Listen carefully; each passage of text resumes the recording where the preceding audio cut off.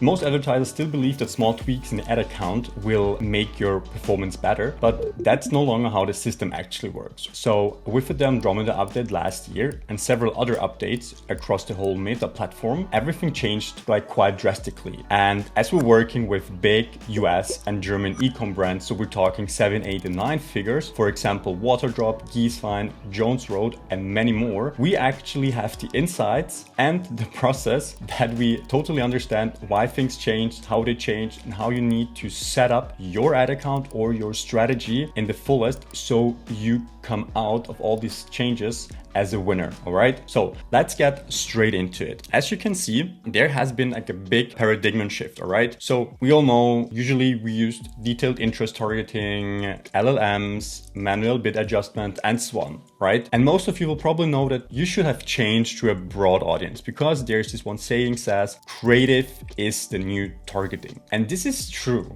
right? So creative is really the new targeting. This is why I love the term persona-based creative strategy. A lot of people talk about creative strategy, but it's actually persona-based creative strategy. But I will come to that a little bit later in the video, right? So we now have broad targeting, open audiences, creative-driven delivery, right? AI optimized ads matching. So that's what Andromeda and Gem are actually doing, right? Andromeda is looking through your whole ad account. It's like gathering similar ads to each together, right? And then you have Gem basically looking on, okay, who should I actually show what ad based on the Andromeda bucketing all those different ads together. And volume is so important. The biggest change that we as an agency had in the last year was to have a streamlined process to increase volume, because for example we're pushing like more than 100 ads a month just for Jones Road, right? So you have to push volume without losing quality and without losing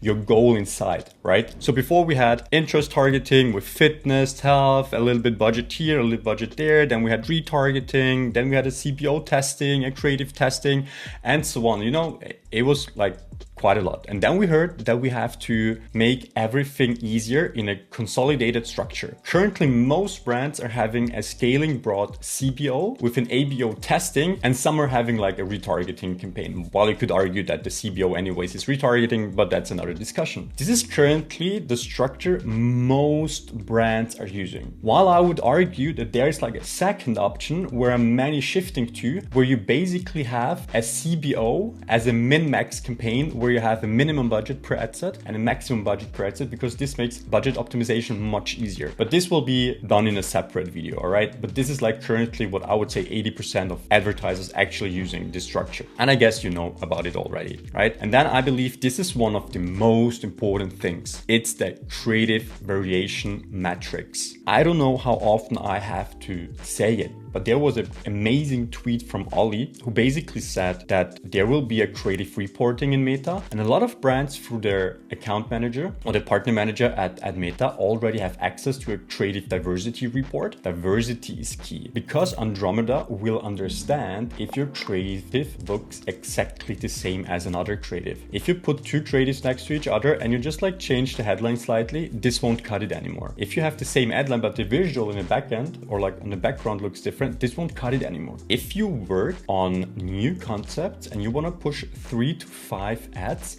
these ads have to be completely different to each other, like completely. This is what creative diversity is. And you can have, for example, a before, like for example, static ads. You can have a before after. You can have a review ad. You can have ingredient highlights USPs. You can have UGC social proof ad as a static. You can have UGC videos as pain point story, unboxing, founder explains, right? Hero journey, how I came from X to Z with this product. Then you need to have motion ads, different ones, like problem zoom in. If you, for example, also have like a best performing static ad, you can turn it pretty easy with AI into a motion ad or like into a video and just use it as a video, because if it works as static, the chances are pretty high it will work as a video too. And the amazing thing is, if you understand Meta, Meta has dedicated ad inventory for static ads, for video ads, and for all the other ads like carousels and so on, right? Or instant pages. If you have a static ad working good, you should definitely turn it into video, because then you can target the video inventory, the ad space video,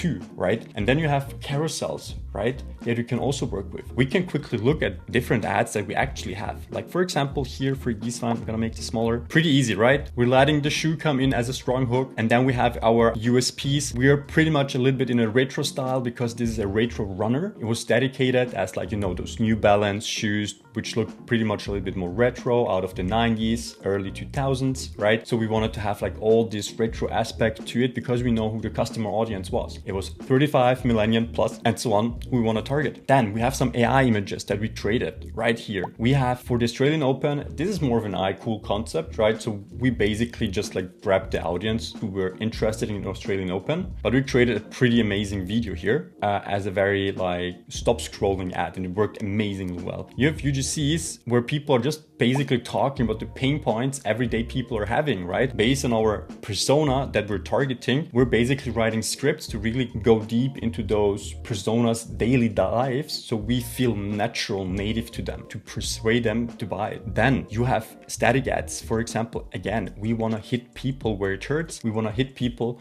where the persona is and what problems they're having with the solution. Here for Water Drop, we have, for example, quit sugar with this set. Everyone who knows he or she's drinking too much like sodas, sugary drinks, they will get, you know, we were gonna talk to them. And this actually is one of the best performers in the US. A lot of other AI creatives, as you can see, right? Here's, for example, a top of funnel creative for a shoe running brand, where we're saying for all people who are starting to run regularly, right? Like we're talking to people who start, not to people who are like already running for several years or are like maybe doing that as a professional, right? We're really talking about starters. Here are 5 tips how you can run your first marathon, right? Because it's marathon season. And so we hitting them with a top of funnel creative to get them on our listicle and then, you know, push them down the funnel. And so there are like a lot of different creatives that we could look at that have different funnel stages and so on. Let's get back. So there's a creative matrix and you have to be diverse. So really think it that way. Have a research done, understand the persona, talk about or think about the angle you want to hit them, and then think about 3 to 5,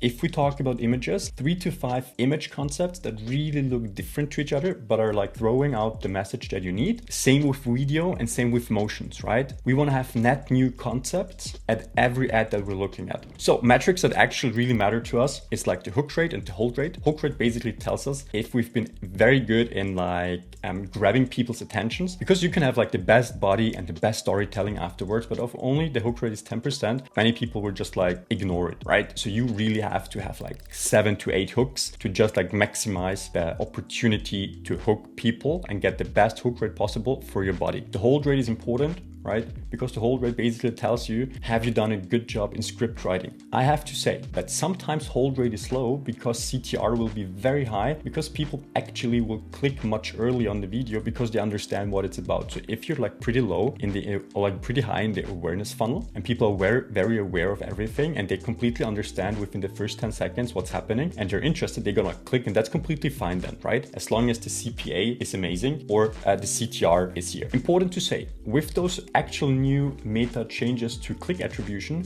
we're not looking anymore to CTR, we actually look at outbound CTR. So always check outbound CTR no matter what you do. Don't look at link click, always look at outbound CTR link clicks. As you can see, here is, for example, a pretty nice example, an ad looks weak at first. Day 1, high CPA, low conversions, right? And then day 7, CPA drops, now scaling.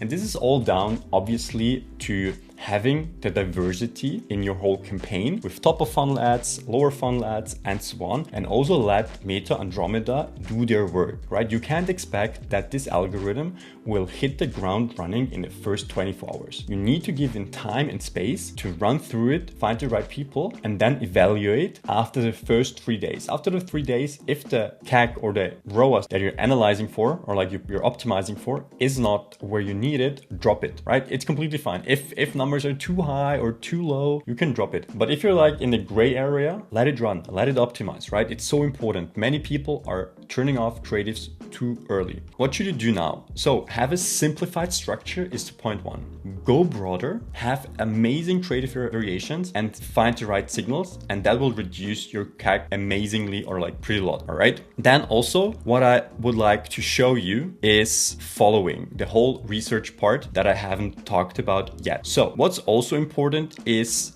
research first and create second, all right? So what you have to do is mine customer data. Look through Amazon and Trustpilot reviews. Look for your customer support tickets, all right? Look at your post-purchase survey, social media comments, go to Reddit, YouTube, TikTok, into that bubble when we're talking about running shoes, for example, right? Then build your buyer persona. What are the demographic? What are the psychographics? Those are like psychographics are so important, right? What are the co-motivators and pain points, right? What are objections and bias trigger? And what is the exact language they're using? Because a millennial will talk differently to a Gen Z, right? Or a farming. And then create a persona based on what you research. And then you have the performance optimizer, male 28 to 40, active lifestyle, data-driven high income, self-care seeker, the gift giver, and so on, right? If you have them, you're basically creating your ads for them. And what you should never forget is, depending if you're doing top of funnel ads and people are basically unaware of the problem, of the solution, you have to have a good landing page afterwards. Because if you don't have a good landing page afterwards and you're sending them to a collection or PDP, like the example I showed previously with the marathon for beginners, they will be lost. They need to understand why our running shoe is better than the others, and they need to be convinced that this is the right choice for them at this moment. So it's important that we match the landing page to awareness stages. So if you're unaware, you usually use listicles editorials. If you're problem aware, you can go with advertorials.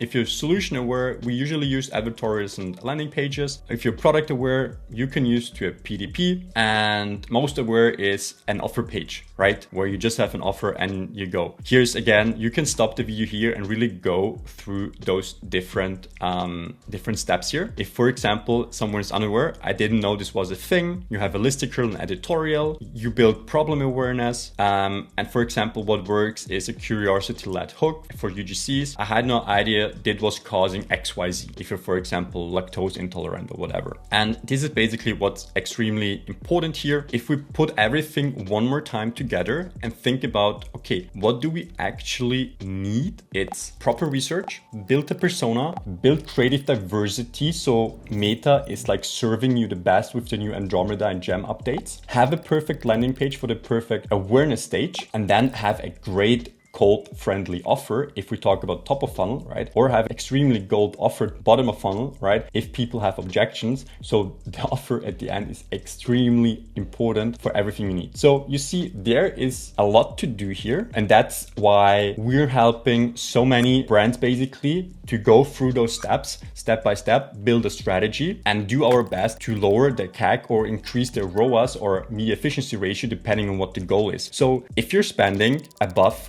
1 million a year, right? And you do 5 to 10 million as an e-com brand, I'm more than happy to do a free audit with you. And if you like the content, please subscribe. And if you want to have a call with me, go to the link below, just go to my Calendly, book in a call with me, and we will go through your problems. And I'm more than happy to help you as good as I can. Until the next video.